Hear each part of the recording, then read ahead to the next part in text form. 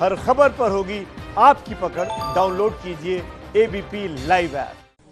लद्दाख को चीन का हिस्सा बताने वाली ट्विटर ने joint committee on personal data protection bill के सामने पत्र लिखकर माफी मांगी। हमारे साथ कमेटी की चेयरपर्सन मीनाक्षी लेखी जी हैं। मैडम, क्या लिखा है उन्होंने पत्र में और किस तरह से माफी मांगी? शब्दों क्या शब्द इस्तेमाल किए उन्होंने कहा कि we apologize for hurting the feelings of India, मतलब हमने भारतीयों की भावनाओं को चोट पहुंचाई है, इसके लिए हम माफ़ी चाहते हैं और 30 नवंबर 2020 तक हम अपनी जो कार्रवाई है वो संपन्न कर पाएंगे, जिसमें जो गलती है हमारी जियो टैगिंग की उसका हम सुधार कर पाएंगे।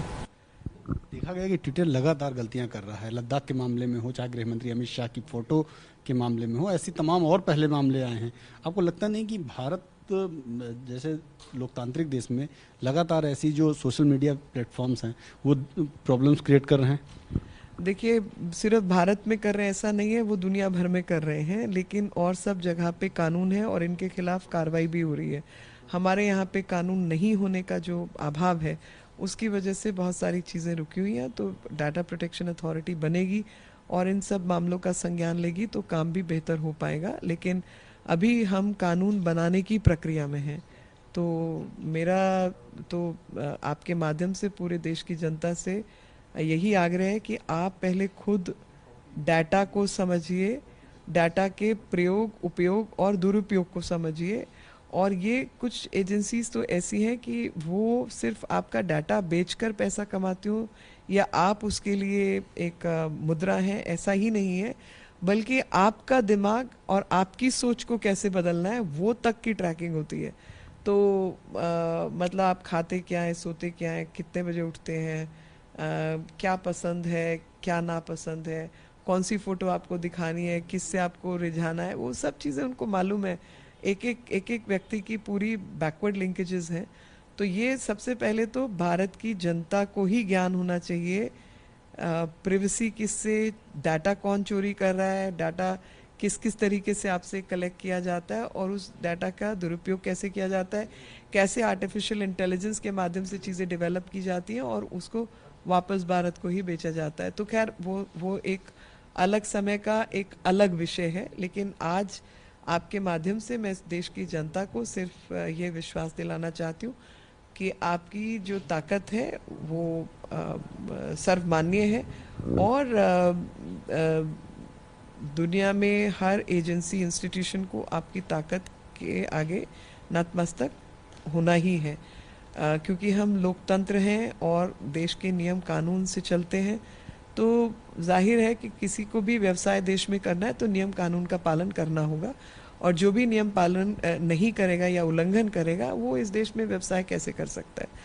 तो बहुत छोटी सी बात है, ये गलती का एहसास है, उन्होंने अपनी गलती मानी और हमें समय भी दिया है कि 30 नवंबर 2020 तक वो इसको ठीक कर पाएंगे। तो ठीक है, वो एक्सटेंशन कब तक बन जाएगा? मैडम, आपने कहा जो कानून इसको लेकर डेटा एक ड्राफ्ट ऑलरेडी है। हमने इन सब कंपनीज से जानकारी प्राप्त करने का प्रयास किया है, इन सब से ओथ के ऊपर